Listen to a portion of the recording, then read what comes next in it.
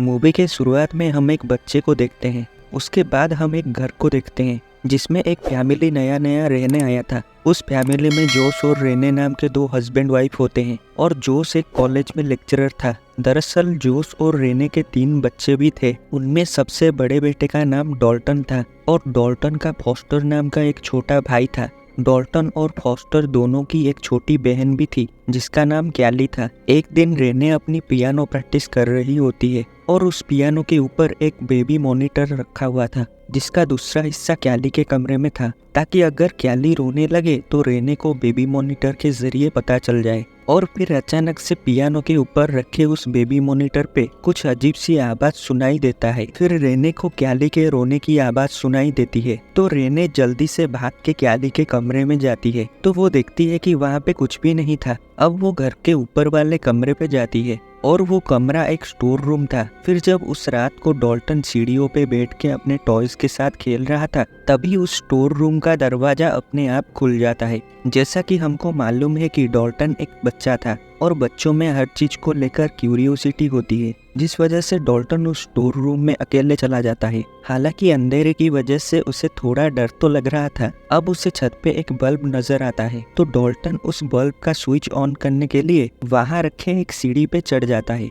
पर ज्यादा पुराना होने की वजह से वो सीढ़ी टूट जाती है और डॉल्टन नीचे गिर जाता है, जिससे कि उसके सर और पैर पे चोट लग जाती है। तभी ये आवाज सुन के जोश और रेने भाग के डॉल्टन के पास आते हैं। फिर अगली सुबह जोश बच्चों के कमरे पे जाता है और डॉल्टन को जगाने की कोशिश करता है, पर डॉल्टन अपना आंख नहीं खोलता है। अब वो बार बार उसे जगाने की कोशिश करता है मगर डॉल्टन नींद से जगने का नाम ही नहीं लेता। तो जोश और रेने घबरा के उसे हॉस्पिटल ले जाते हैं। वहाँ पे डॉक्टर इन दोनों से कहता है कि दरअसल डॉल्टन किसी वजह से कोमा में चला गया है। अब हम 3 महीने आगे चले आते हैं जहाँ पे हम देखते हैं कि डॉल्टन अपने घर पे होता है और एक डॉक्टर घर पे ही उसका ट्रीटमेंट कर रही थी। फिर कुछ टाइम बाद रेने अपनी पियानो प्रैक्टिस करने लगती है। तभी उस बेबी मॉनिटर से फिर से कुछ आवाज आने लगती है। जब रेने उस बेबी मॉनिटर को अपने कान के पास लाती है तो उसमें से अचानक से एक डरावनी सी आवाज आती है जिससे रेने डर जाती है। फिर कैली जोर जोर से रोने लगती है तो रेने तुरंत ही भाग के कैली के कमरे में जाती है। फिर वो देखती है कि वहाँ पे तो कोई भी नहीं था। अब रात को रेने फॉस्टर से बात कर रही होती है कि तभी फॉस्टर रेने को अपना कमरा बदलने के लिए कहता है। जब रेने इसका वजह पूछती है तो फॉस्टर कहता है कि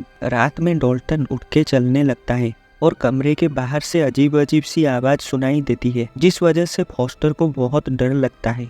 ये बात सुन के रेने हैरान हो जाती है और वो सोचने लगती है कि आखिर डॉल्टन कैसे चल सकता है जबकि वो कोमा में है।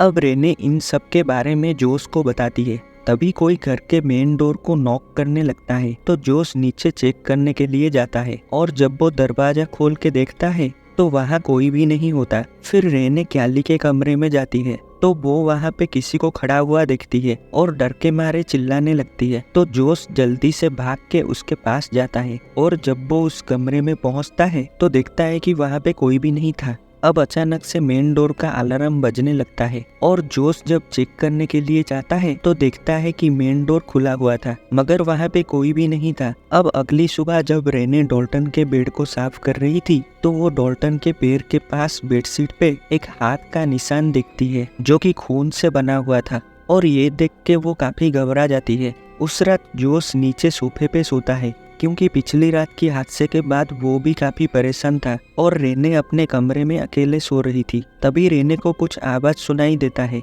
और उसे अपने कमरे के बाहर कोई चलता हुआ नजर आता है। फिर अचानक से एक डरावनी सी चीज उसके कमरे के अंदर चली आती है जिससे कि रेने डर के मारे चिल्लाने लगती है और उसकी आवाज सुन के जोश भाग के रेने के पास जाता है मगर वहाँ कोई भी नहीं था। अब अगले दिन जोश और रेने वो घर छोड़ के एक नए घर में शिफ्ट हो जाते हैं और वहाँ जोश की माँ लॉरिन भी मौजूद थी। अब जब सब एक साथ बैठ के बात कर रहे थे तब लॉरिन जोश और रेने को बताती है कि उसने कल रात अपने सपने में डॉल्टन को देखा था। वो सपने में डॉल्टन के कमरे में गई थी और उसने वहाँ डॉल्टन के बेड के पास एक डरावना सा शैडो जैसा किसी को देखा और उसने लॉरिन से कहा कि वो दूसरी दुनिया का एक विजिटर है जो यहाँ पे डॉल्टन को लेने आया है। और तभी लॉरिन को जोश के पीछे वो विजिटर नजर आता है, जिसे देख के वो बहुत डर जाती है। और फिर डॉल्टन के कमरे से कुछ आवाज आने लगती है, तो सब भाग के डॉल्टन के कमरे में जाते हैं और देखते हैं कि वहाँ पे सारी चीजें तहस नहस हो चुका था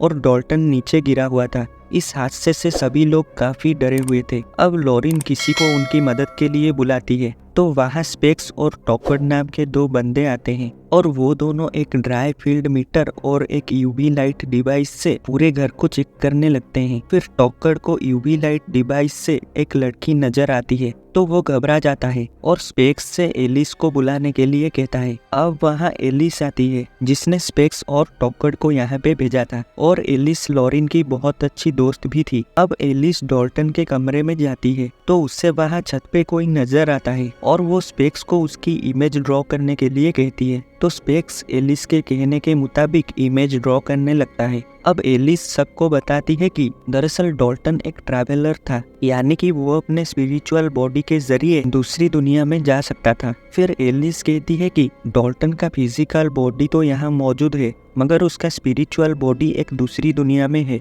जिसको फॉर्दर कहा जाता है, और फॉर्दर में से कुछ स्पिरिट्स और एक डीमन इस दुनिया में आ गए हैं जो कि डॉल्टन के शरीर के अंदर घुसने की कोशिश कर रहे हैं। अब एलिस उन दोनों को उस डीमन का इमेज दिखाती है जिसको स्पेक्स ने ड्रॉ किया था, पर जोश इन सब बातों पे यकीन नहीं करता और एलिस को वहाँ से चले जाने को कहता है। फिर जोश डॉल्टन के पास जाता है और उसे देख के रोने लगता है, क्योंकि जाहिर सी बात थी, कोई भी पिता अपने बच्चे को इस हालत में नहीं देख सकता। अब जोश डॉल्टन के बनाए कुछ तस्वीरों को देखता है जो कि बिल्कुल एलिस के कहने के मुताबिक बना हुआ था, और वहाँ पे एक रेड कलर की दरवाजे की तस्वीर भी थी।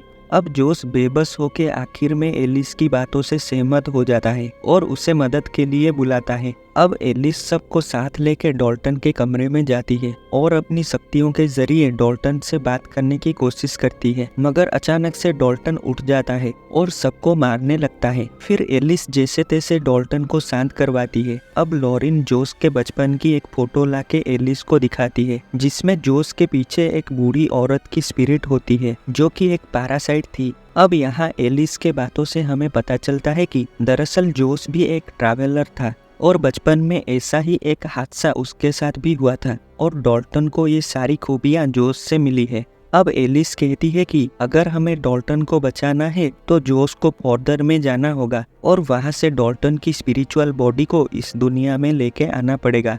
अब इस प्रोसेस को करने के लिए जोश एक सोफे में बैठ के एलिस के कहने के मुताबिक धीरे धीरे सो जाता है और फिर वो अपने स्पिरिचुअल बॉडी को अपने फिजिकल बॉडी से अलग कर देता है। अब वो फॉर्दर की ओर जाने लगता है और फॉर्दर में जोश को उसका पुराना घर नजर आता है।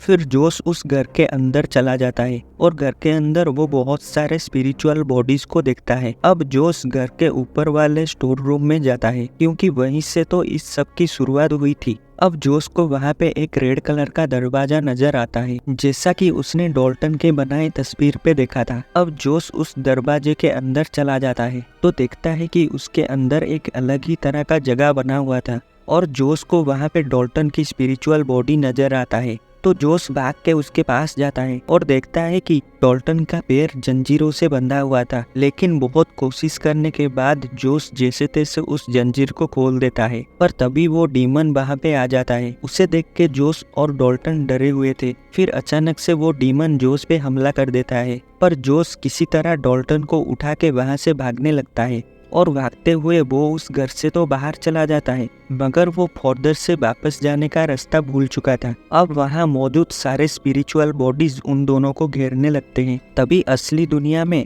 लॉरिन रेने से आंख बंद करके जोश को बुलाने के लिए कहती है। फिर जैसे ही यहाँ रेने जोश को बुलाती है तो वहाँ फॉर्दर में जोश को रेने की आवाज सुनाई देती है, और जोश उस आवाज का पीछा करते हुए फॉर्दर से असली दुनिया में वापस आ जाता है और डॉल्टन के स्पिरिचुअल बॉडी को उसके फिजिकल बॉडी में जाने के लिए कहता है। तो डॉल्टन वहाँ से भागने लगता है, मगर रेने की आवाज का पीछा करते हुए फॉर्दर से सभी स्पिरिचुअल बॉडीज असली दुनिया में आ गए थे।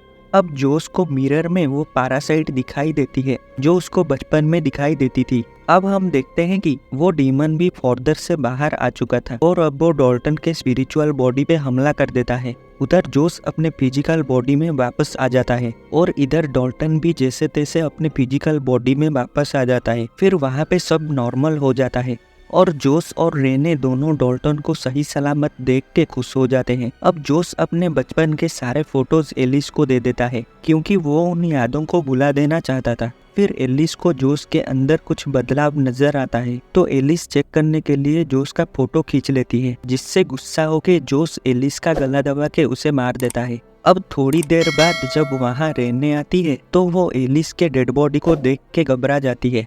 फिर कोई उसके कंधे पे हाथ रखता है और जब वो पीछे मुड़ के देखती है तो बिल्कुल हैरान हो जाती है और यहीं पे ये मूवी खत्म होती है। अगर आपको वीडियो पसंद आई तो वीडियो को एक लाइक और चैनल को सब्सक्राइब कर देना।